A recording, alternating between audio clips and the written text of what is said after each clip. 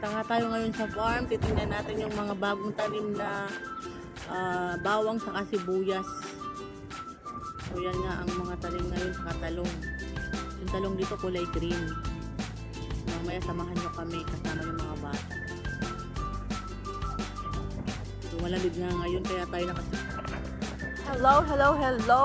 Good morning! Nandito nga tayo sa farm para tingnan yung mga bagong tanim na sibuyas. So dito nga ay ang tinatanim ay talong at sibuyas. Yung talong nila kulay green, kung sa atin violet, dito kulay green.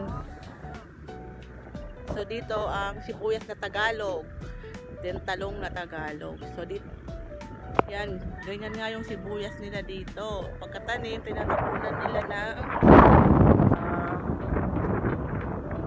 palay. Yan.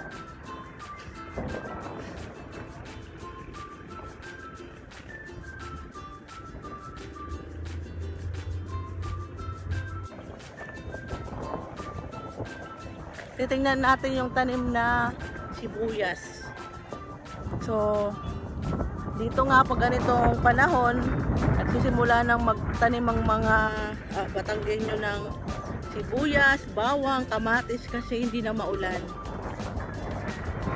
So sinasamantala nila pag ganong mga season na papunta ng summer kasi dry season na.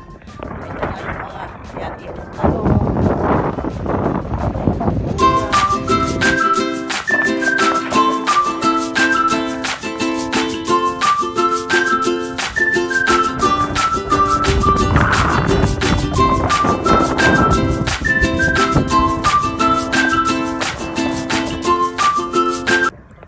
sibuyas, tanim din silang bawang.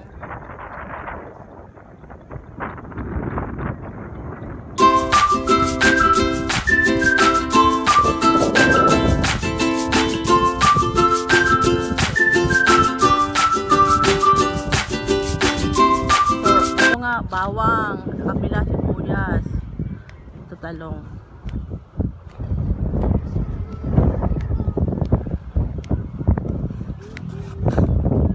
So dito nga, ayan, pag ganitong panahon, talong.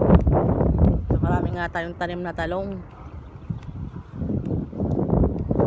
Pero nung nakaraan ang tanim dito, tubo. So ngayon, mas nilipagan